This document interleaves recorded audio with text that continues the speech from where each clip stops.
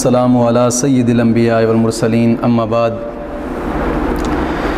دوستوں کی فرمائش کے اوپر مجھ سے کہا گیا ہے کہ جناب علی کوئی ایسا مجرب وظیفہ بتائیں کہ جناب علی جو ہر غم اور پریشانی سے نجات دے۔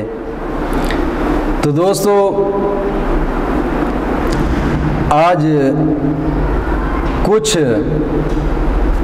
وظائف وہ بھی بتاؤں گا کہ جو عام طور پر پڑھے بھی جاتے ہیں اور کافی دوست احباب نے ان کے تجربے بھی کیے ہیں، اور ایک وہ بھی بتاؤں گا کہ جس پر میرا خود کا تجربہ ہے، وہ بھی انشاءاللہ مجرب ہے، وہ میرے خود کے تجربے ہیں، وہ بھی بتاؤں گا۔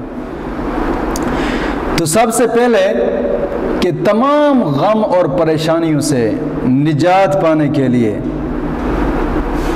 ایک دعا ہے کہ جو نبی اکرم صلی اللہ علیہ وسلم نے حضرت ابو امامہ رضی اللہ تعالیٰ عنہ کو بتلائی۔ فرمایا کہ یہ دعا صبح شام 7 مرتبہ پڑھ لیا کریں۔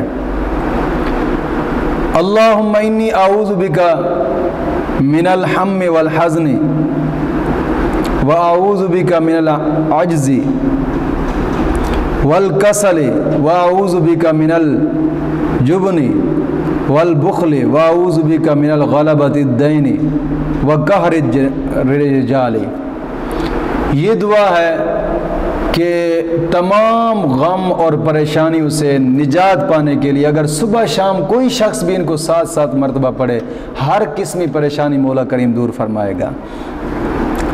اور دوسری کہ حضرت علی رضی اللہ تعالیٰ عنہ کو آقا کریم صلی اللہ علیہ وسلم نے دعا بتلائی تھی، اور حضور نے فرمایا تھا کہ علی اگر قرض پہاڑ کے برابر بھی ہو تو وہ بھی اتر جائے گا۔ اور وہ کون سی دعا تھی کہ آقا کریم صلی اللہ علیہ وسلم نے فرمایا کہ اس دعا کو ہر فرض نماز کے بعد 7 مرتبہ چلتے پھرتے پڑھ لیا کریں۔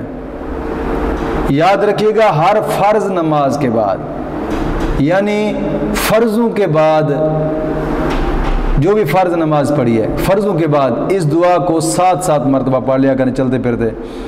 انشاءاللہ اگر قرض پہاڑ کے بھی برابر ہو تو انشاءاللہ اتر جائے گا، اور اس کی ادائیگی کا غیب سے ہی انتظام بنے گا انشاءاللہ۔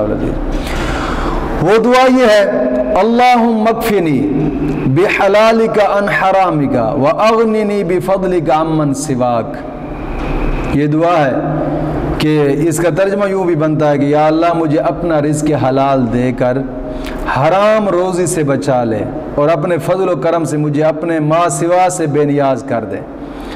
آقا کریم صلی اللہ علیہ وسلم نے فرمایا کہ جو شخص اس دعا کو ہر فرض نماز کے بعد 7 مرتبہ چلتے پھرتے پڑھ لے تو اگر پہاڑ کے برابر بھی قرض اس کے اوپر ہے نا تو وہ اس سے بھی نجات پا لے گا۔